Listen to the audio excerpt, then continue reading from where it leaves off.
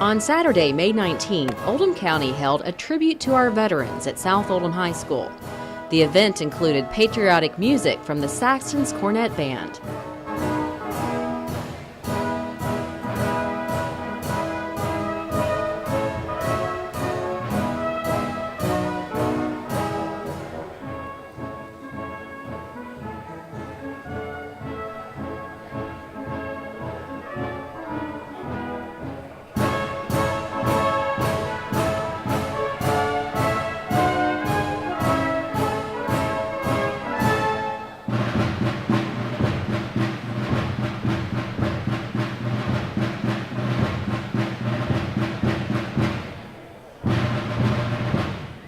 Don Helton welcomed the assembled crowd to the event. One of the things I want to mention, the commissioner of the KDVA is not going to be able to be here today. He has some military duties. He's still in the Kentucky National Guard. But up there is a table for every veteran in here and every family member here. You need to realize KDVA has a service that a lot of people are not aware of, services not aware of, such as the funeral homes, nursing homes, cemeteries, and assisting with filing VA claims. They come to every county every month in Kentucky. So if you need help on filing a claim for medical or other areas, just look on the Kentucky Department of Veterans Affairs. There is, I'm talking too loudly. Oh, please sit. Thank you. Joe Hamilton is my first vice chair. That's his job to keep me going. So anyway, keep that in mind. Kentucky Department of Veterans Affairs are on the internet. The best way to tell you, if you can't go on the internet, find somebody who can, and they'll provide the numbers and you can find out when they're coming to your county, including Oldham. I'd like to briefly introduce our County Judge Executive of Oldham County, David Vogel. David is a veteran. He's an Army Reserve. He's a member of the LaGrange or Oldham County American Legion, and he has been a supporter of our project from day one. And he's also a friend, and it's a pleasure and an honor to introduce David Vogel, County Judge Executive David Vogel.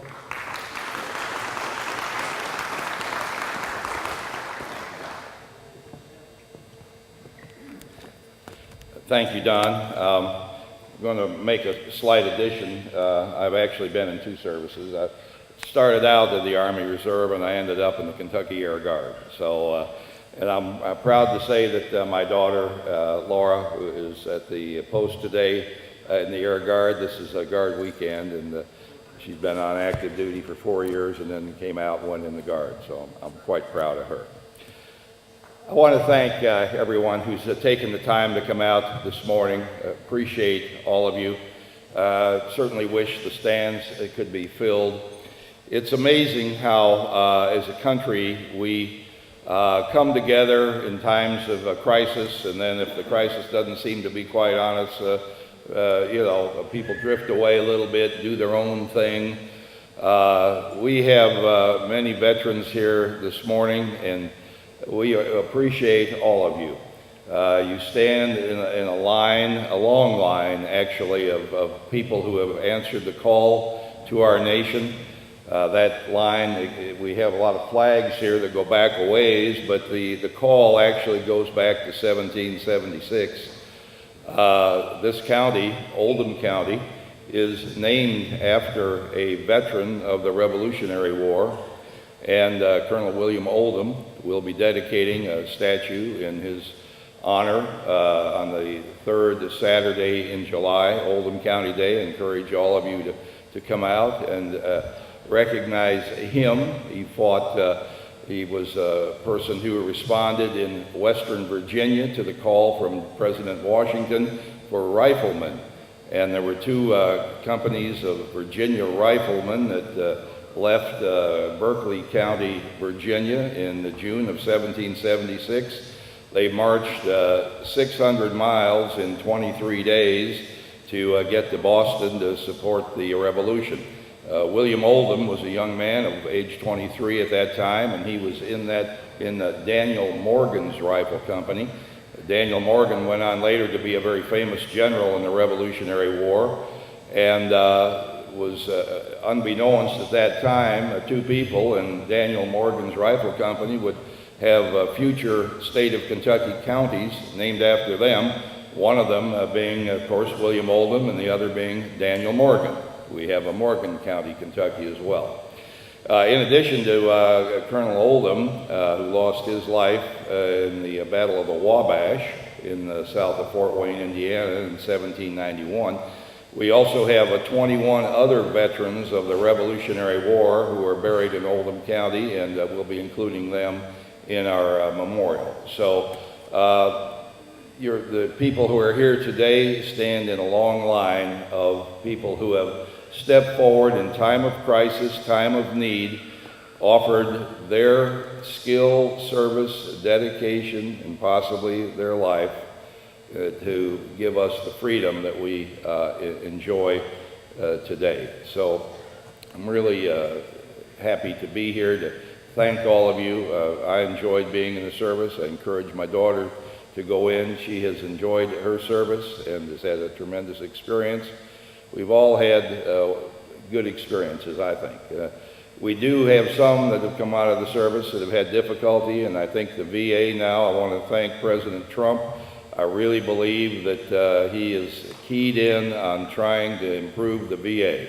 We have a new Veterans Affairs Director, Mr. Wilkie, who was being nominated by the President this week. I'm not sure if he was appointed yet, but the VA needs to be strong, and it needs to step up and be structured in such a way that it pays the tribute and the respect to the people who have served our country. And this has gone on a long time, the balancing back and forth, and as I researched Colonel Oldham, I found out that after he was killed, his wife applied for a pension to Virginia, but it turned out during the course of the Revolutionary War he had spent a little more time in the Pennsylvania line, so Virginia wouldn't give him a pension. Well, that, it kind of almost sounds familiar in some respects to what happens today. We need our veterans at the top of the stack when it comes to being taken care of. So thank you all for being here today, and those of your visitors to Oldham County, we welcome you and thank you for the effort you made to get out here this morning. And I thank Don Helton for everything he has done. Don has had an idea. Nothing happens till someone has an idea. Don had an idea, and his idea is growing and coming to fruition. The Fiscal Court is very happy to support this project. Two of our magistrates are here today, Mike Logston and Bob Dye, and represent this area, and they've been very supportive of the Veterans Memorial Park. So thank you for everything you've done as well. Thank you.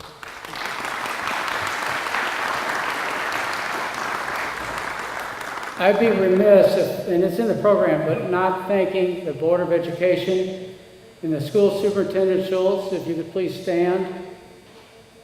Thank you, thank you, thank you.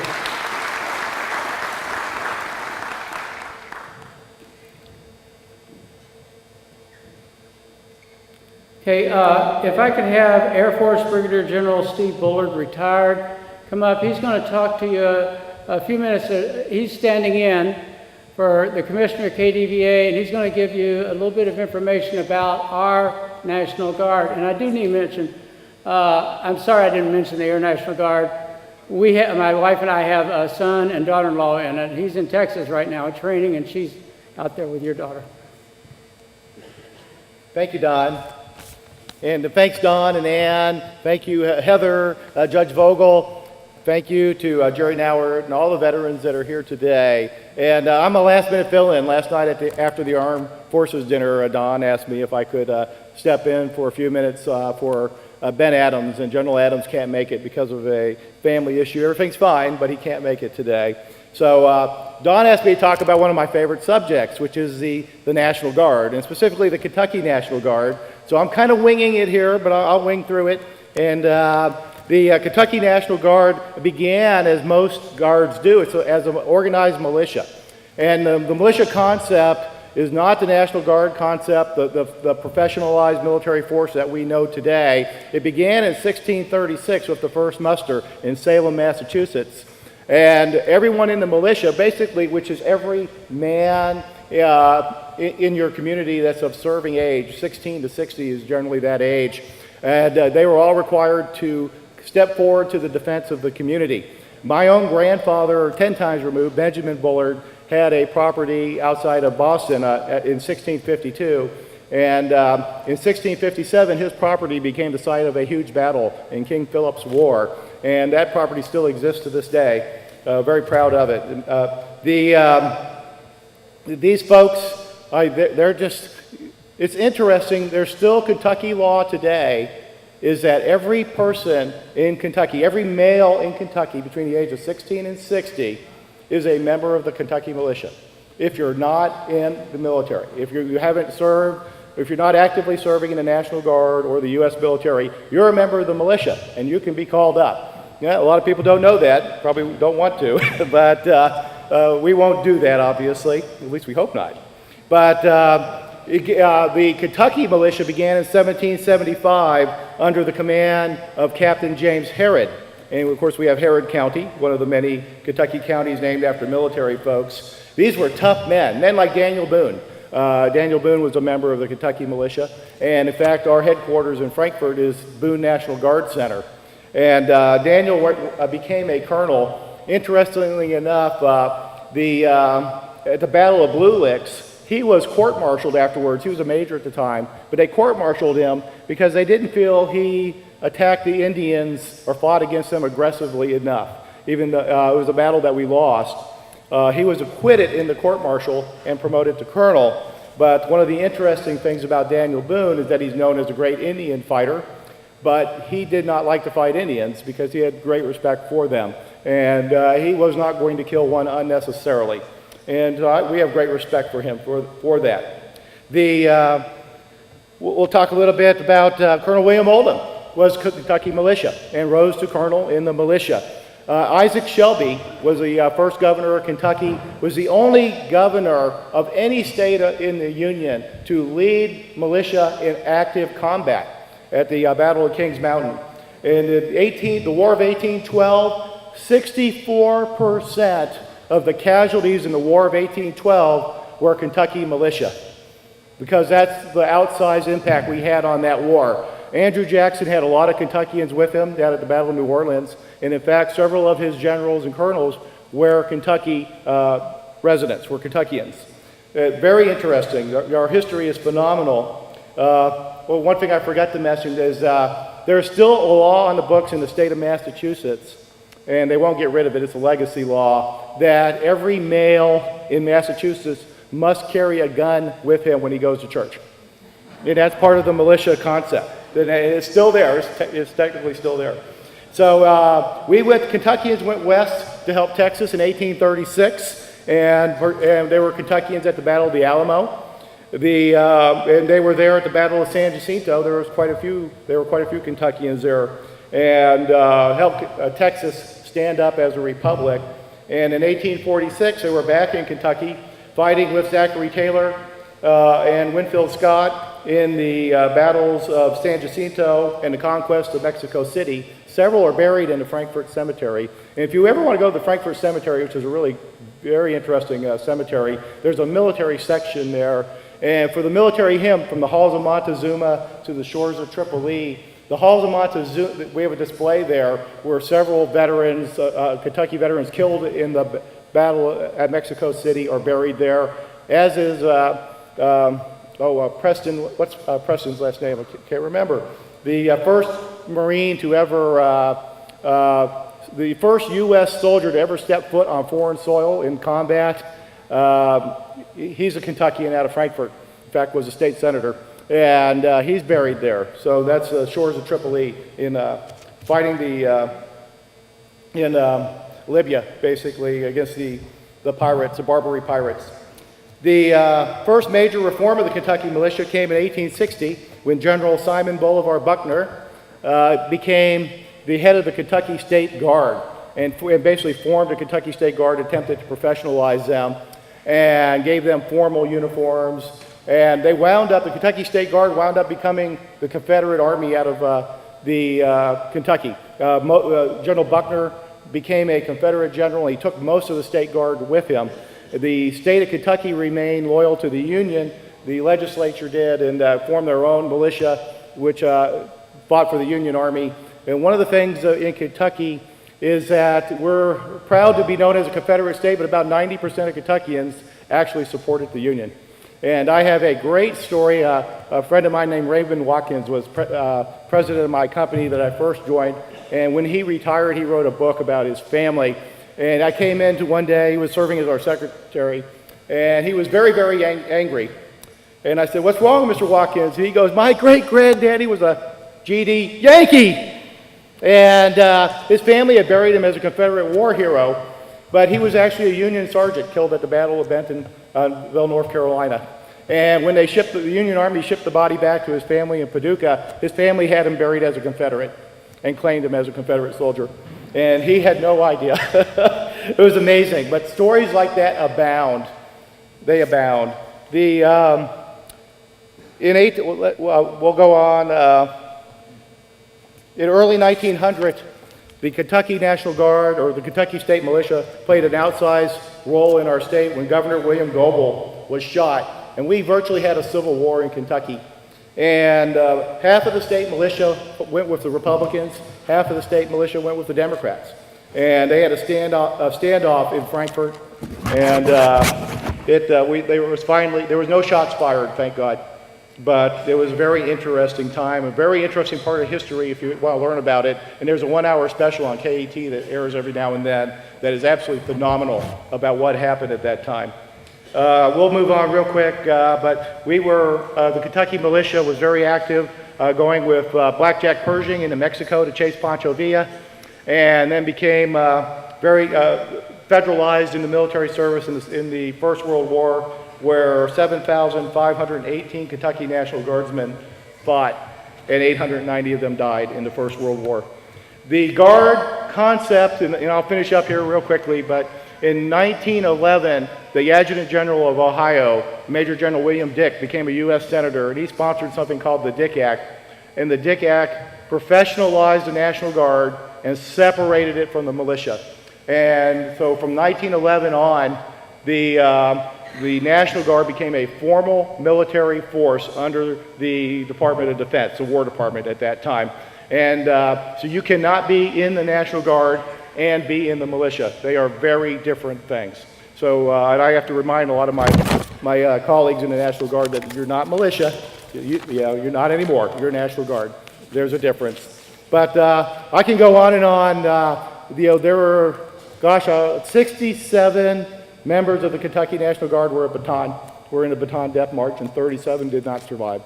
We had a great legacy in Vietnam and in Korea. And obviously, a lot of people don't know, we've had over 20,000 mobilizations, or actually deployments, of Kentucky Guardsmen since 9/11 to the Middle East, to Southwest Asia, between Iraq and Afghanistan, and we're very, very proud of that. A lot of folks have deployed multiple times. I know of one person who has deployed 11 times, and I think I deployed three or four myself, but we're very, very proud of our history. I don't want to take up any more of your time. Don, thank you for the opportunity. Thank you. I also want to mention that Steve is one of our original board of directors, and actually, Stephen Davis, are you here? Stephen's up there. We're going to be putting a National Guard statue in the park, or monument statue in the park, and he has information about it, including a model of what it's going to look like. So that's a project that he came to me and said he'd like to do. Right now, I'm going to deviate just a moment. If I could have Army Master Sergeant Howard Griffin. I know you're here. Oh, if you could come up, please. Master Sergeant Griffin is a veteran of World War II, Korea, Vietnam. He was wounded in all three. He has a little story to tell you about World War II. Thank you, Don. story I have, I guess I went in the service in 1943 in North Africa, and I served in 7 countries in Europe. But after I saw this monument the other day, it just brought back a lot of memories, especially the Battle of the Bulge. When I saw that picture, I said, I traveled 1,000 miles on the same trail with snow on both sides because it snowed every day. It was cold. A lot of memories there. But when I looked down at the bottom, I saw this picture, sketch of Kilroy. Well, I was in 7 different countries in Europe and 2 in Japan before the war ended. And Kilroy always beat me. He was always there. But back in the 40s, there, the time was like it was here. Outhouses everywhere. 7 different countries. In every country I was in Europe, outhouses had a WC written on the door. Now, we couldn't figure it out because you had Germans here, French over here, and they all had the same language, WC. And finally, one of the guys figured out, boy, Winston Churchill sure had the rugs, didn't he? Ladies and gentlemen, thank you very much for being here. Freedom has not meant free.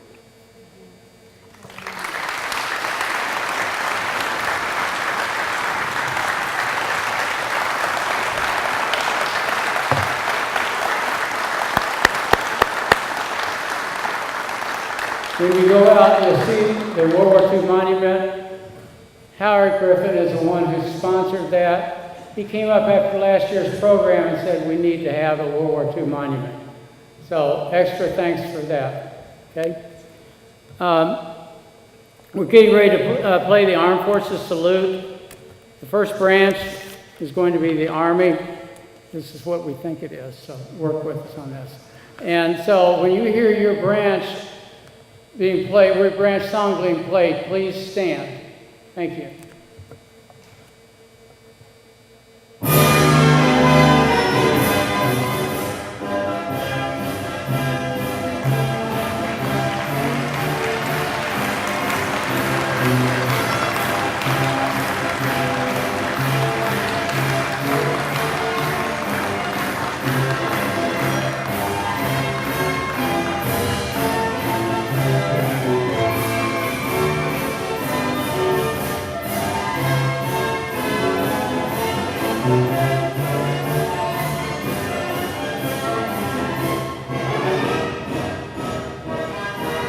Marine.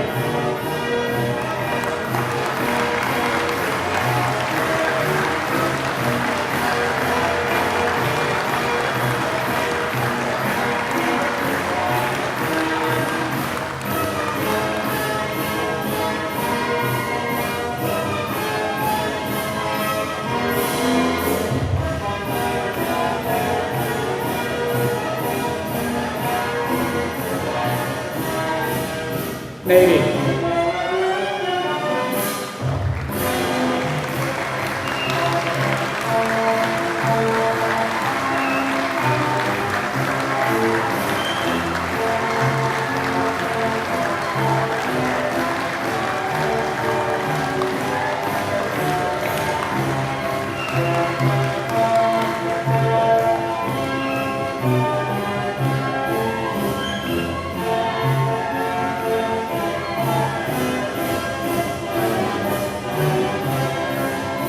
Coast Guard.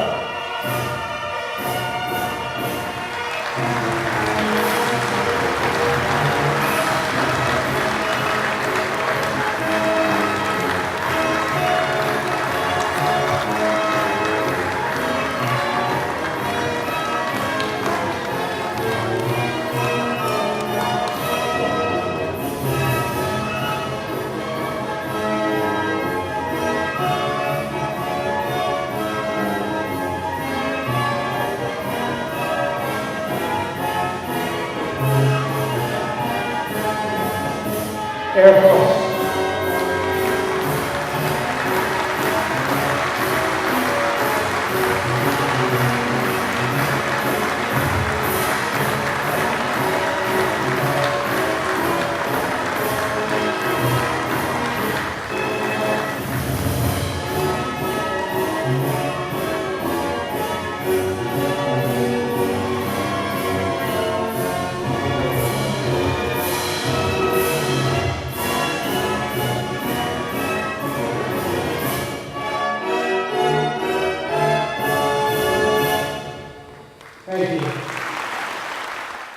Now, Marine Lieutenant Colonel retired Scott Quinlan.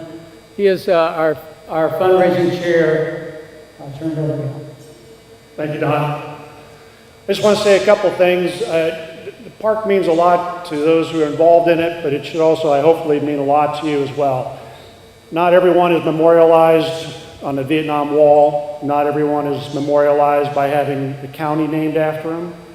Some of those are your brothers and sisters who have served, and this is an opportunity to memorialize them. Someone like David Shear. David Shear is a brother. He's a veteran of Vietnam, Silver Star recipient, and Purple Heart recipient. Son of a World War II veteran and grandson of a Civil War veteran. Not written in any history books, but is memorialized right here in our park. You have the opportunity to recognize and memorialize your veteran right here in this park by purchasing a brick. I hope you'll take the opportunity to purchase one.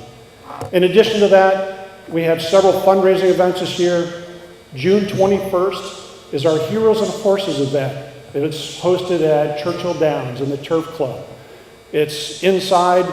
It's a wonderful evening event on Thursday evening. Tickets are available at $75 at the door as you're walking out. In addition to that, we have a golf scramble Monday on July 16th. It's another opportunity to support the park. But by supporting the park, you help produce these monuments that recognize the events, but also recognize the individuals. And we appreciate it. I thank you for your help and your time today, and I want to thank you for attending.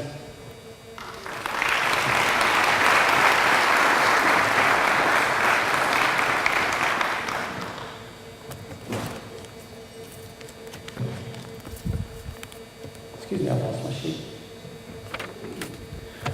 One thing that I also want to mention is park component sponsor. And with a component sponsor, there are sheets up there where you can sponsor everything from our educational markers to a pedestal, what have you. Benches, we have a metal bench, we have granite benches. And so you'll see examples of everything that we have, a quote marker. You can sponsor a quote marker. Just take advantage of it. If you're part of a business or an organization who would like to help us, we would also appreciate that. We've had to change. The weather's changed on us, so we've had to change. So we're going to continue the program inside. And right now I'd like to introduce the Board of Director, Master Sergeant Joe Hamilton, Army retired. He's going to take over and do the outside program inside and followed by TAPS. Please.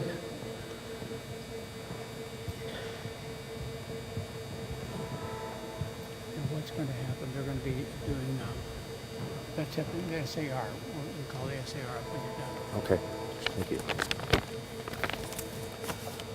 Well, as usual, things change. We adapt, we overcome. So hopefully I'll be able to do this without too much difficulty. And picture this as we're standing outside around the flags, around the memorial that we have come to dedicate, and with your all's help and with many other people's help and donations. Good afternoon, ladies and gentlemen, distinguished guests and friends of the park. We are honored and blessed that you took the time out of your busy lives to come here and visit with us. This is a special occasion for us, our first annual A Tribute to Our Veterans program. We want you to see what we, along with our donors and our young ambassadors from school, have done with your park over the past year. There have truly been some amazing things in addition to our park. As we have said before, this is a work in progress and will take another 8 to 10 years before it is completed. As you walk along the pathways from the past to the present, you will notice there are patriotic birdhouses hanging in the trees. They were built and donated by our American Heritage Girls. There is also an outdoor classroom that was built by one of the Boy Scouts as his Eagle Scout project. Now, at this point, we would have the children paint the dog tags in the trees, so simulation thereof. Ladies and gentlemen, I hope you do get a chance to go out here and walk around and look, because there is a very significant item out there. And it's boots with an inverted rifle, along with dog tags and a helmet or a beret. Most units prepare a visible reminder of their deceased soldier. The helmet and dog tags signify the fallen soldier. The inverted rifle with bayonet signals a time of prayer, a break in the action to pay tribute to our comrade. The combat boots represent the final march or the last battle. The beret, in the case of soldiers from airborne units, reminds us that the soldier has taken part in his final jump.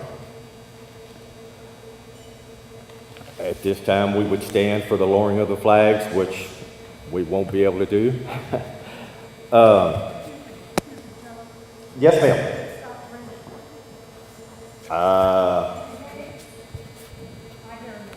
But the flags are, I mean, the planes are flying over in 7 minutes.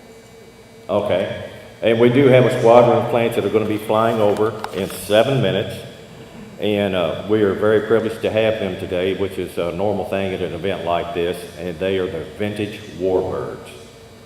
So it's a very... the boss says, let's all go outside.